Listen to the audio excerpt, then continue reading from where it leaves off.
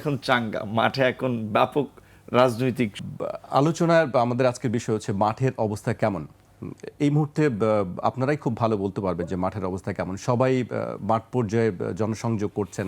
অনেকটা নির্বাচনী প্রচারণাও বলা যায় যে বিভক্তি বিভাজন তর্ক বিতর্কের মধ্যেও যে আপনারা জনসংযোগটা চালু রেখেছেন। আপনি অবশ্য বেশ কয়েকদিন ধরেই নিজের এলাকায় যাচ্ছেন, কথা বলছেন। সম্প্রতি আপনি পটুয়াখালীতে একটি কথা বলেছেন ইফতার মাহফিলে। আমরা সেই নুরুল হক নূর ওনার যে বক্তব্যটা দিয়েছেন আমরা সেটি দেখতে চাই একবার। আওয়ামী লীগকে ছাড়ে নাই, কোন রাজনৈতিক নেতৃবৃন্দের ডাকে রাজনৈতিকভাবে কিন্তু আন্দোলন গড়ে ওঠে নাই। ছাত্র জনতার স্বতঃস্ফূর্ত প্রচেষ্টার মধ্যে দিয়ে, অংশগ্রহণের মধ্যে দিয়ে এই গণ অভ্যুত্থান হয়েছে। কাজী রাজনৈতিক নেতৃবৃন্দকে আমি বলবো, আপনাদের সহনশীল হওয়া প্রয়োজন, জনগণের প্রতি আপনাদের সহমর্মিতা প্রয়োজন। এখনই যদি খাওন দাওয়ানের জন্য ব্যস্ত হইয়া পড়েন, জনগণ কিন্তু ভোটের সময় টাক দিয়ে দেবে, বুঝছেন তো? আমি সরি, কেউ কষ্ট নেবেন না, আমি কোন দলের কথা, আমি আমার কথাও বলছি যে আমার নেতৃবৃন্দ যদি ওইভাবে বলেন যে হ্যাঁ পটুয়াখালী 3 থেকে নির্বাচন হবে, কিন্তু নেতৃবৃন্দ যদি এলাকায় উৎপাত শুরু করে দেন, অশান্তি নৈরাজ্য শুরু করে দেন, মামলা দিয়ে মানুষকে হয়রানি, মানুষের উপরে জুলুম করা, চাঁদাবাজি, তাই তো মানুষ আমারও ভোট দিবে না। সেই জায়গা থেকে আমাদের নেতৃবৃন্দকে বলবো, আপনারা এমন কাজ করবেন না যার জন্য আমাদেরকে প্রশ্নবিদ্ধ হতে হয়, দল সম্পর্কে মানুষের নেতিবাচক দৃষ্টিভঙ্গি তৈরি হয়। সকল দলের প্রচেষ্টায়, সকলের ঐক্যবদ্ধ প্রচেষ্টায় পটুয়াখালীতে একটা সুন্দর এবং সম্প্রীতির রাজনীতি প্রতিষ্ঠিত হোক, সেই প্রত্যাশা আমরা করি। গতকালকে চাঁদপুরের ইফতার প্রোগ্রামে অংশগ্রহণ করেছিলাম। বিএনপি, জামাত, খেলাফত, ইসলামী আন্দোলন, প্রত্যেকটি রাজনৈতিক দল, গণ অধিকার পরিষদের পোলাপান যাদেরকে আপনারা বলেন, ওই পোলাপানের আয়োজনে একটা সুন্দর সুশৃঙ্খল বিশাল মাঠে প্রোগ্রাম করেছে, হাসান আলী মাঠে সবাই মিলিত হয়েছে। মিলিত হওয়ার পরে আমি জেলা বিএনপির সভাপতি, আমাদের ছাত্র রাজনীতির কাছের ভাই, ব্যক্তিগত সম্পর্ক মানিক ভাই, তার বাসা পুড়িয়ে দিয়েছিল আওয়ামী লীগ দীপুমনির লোকেরা, দেখতে গিয়েছিলাম। আপনার সে বিএনপির জেলার সেক্রেটারি সব ছাত্র দল, যুব দল, সব নেতৃবৃন্দ ছিল। কিন্তু দুঃখজনক আমার এলাকায় আসলে কেন যেন আমি কোন রাজনৈতিক দল কিংবা কোন নেতৃবৃন্দ অযথাই একটা ঈর্ষা করেন। আমাদের নেতৃবৃন্দ তো দাওয়াত দেয় প্রোগ্রামে, কিন্তু অনেকে আসে না। যাই হোক, সেটা আমার কোনো আক্ষেপ নাই, কারণ আপনাদের সহযোগিতার সমর্থনে আমি এই পর্যন্ত আসি নাই, নেতা হই নাই। আমি নিজের যোগ্যতায়, মানুষের ভালোবাসায়, সারা বাংলাদেশের মানুষের দোয়ার মধ্যে দিয়েই আজকের জায়গাটিতে এসেছি। তবে ভালো লাগবে যদি দেখি একটা রাজনৈতিক সম্প্রীতি, সৌহার্দ্য থাকে, রাজনৈতিক ভিন্নতা থাকবে, রাজনৈতিক বৈচিত্র্য থাকবে, কিন্তু সবাই মিলে যদি তারপরও দেশ, জাতি, সমাজের স্বার্থে যদি এক জায়গায় মাঝে মাঝে মিলিত হতে পারি, কথা বলতে পারি, এই ধরনের সম্প্রীতির পরিবেশ আমাদের দরকার।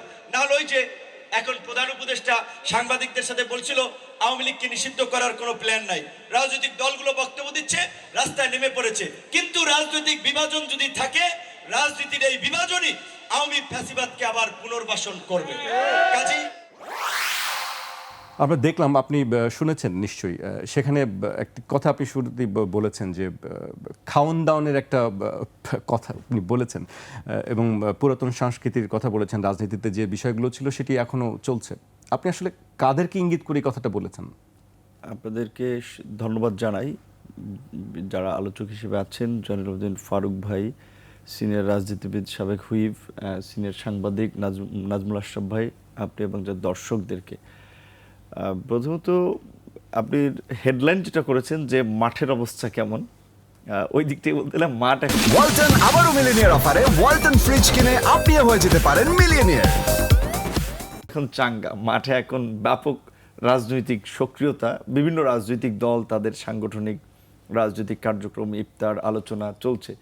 জয়নুল আবেদিন ফারুক ভাই মাঠ থেকেই কিন্তু যুক্ত হয়েছেন, দেখা যাচ্ছে। হ্যাঁ, প্রোগ্রামের হয়তো ইফতার আলোচনা সবার প্রোগ্রাম থেকে যুক্ত হয়েছেন। আমরা যেটা দেখতে পাচ্ছি যে এই জুলাই অভ্যুত্থানের পরে, বিশেষ করে এই অভ্যুত্থানের অংশীজন হিসেবে রাজনৈতিক দলসমূহ যারা আছে, তাদের সিনিয়র নেতৃবৃন্দের কাছ থেকে অত্যন্ত দায়িত্বশীল একটা বক্তব্য, দায়িত্বশীল ভূমিকা দেখা যাচ্ছে।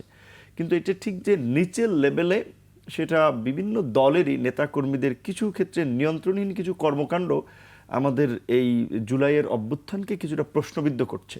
কারণ আমরা যেটা গত 16 বছরে দেখেছি যে আওয়ামী লীগের আমলে যেভাবে আপনার একেবারে সমস্ত জায়গায় দলীয়করণ করা হয়েছে এবং মানুষের উপরে জুলুম নির্যাতন এবং বিশেষ করে বাজারে একটা মুরগি বেচতে গেলেও সেটারও যে একটা চাঁদা দিতে হয় আওয়ামী লীগের নেতাকে, একটা বাড়ি করতে গেলে ইট নিতে হয় আওয়ামী লীগ থেকে, বালু নিতে হয় যুবলীগ থেকে, বাঁশ নিতে হয় ছাত্রলীগ থেকে। তো এইভাবে যে একটা সর্বত্র একটা সিন্ডিকেট এবং মানুষকে জিম্মি করার যে একটা প্রবণতা, আইন শৃঙ্খলা বাহিনী থেকে পুরো প্রশাসন, স্থানীয় নেতৃবৃন্দ থেকে শুরু করে যারা ওই এলাকার এমপি তাদের কথায় উঠে বসে, সেই জায়গা থেকে আমরা মনে করি যে জুলাইয়ের পরের অন্তত চিত্রটা একটু ভিন্ন হবে। রাজনৈতিক দলের নেতৃবৃন্দের মধ্যেও যেমন একটা সহনশীল একটা সম্প্রীতির জায়গা থাকবে, তেমনিভাবে প্রশাসনের মধ্যে একটা নিরপেক্ষতা এবং একটা পেশাদারিত্ব থাকবে।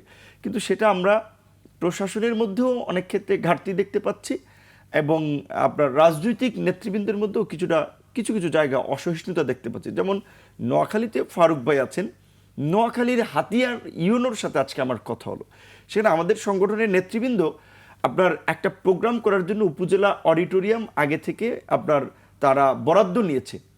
সেখানে এই ছাত্র আন্দোলনের যে একজন নেতা আমাদের পরিচিত ছোট ভাই, তার সমালোচনা করা আমার উচিত না, কারণ সে আমার ছাত্র সংগঠনের এফ রহমান হলের সভাপতি ছিল।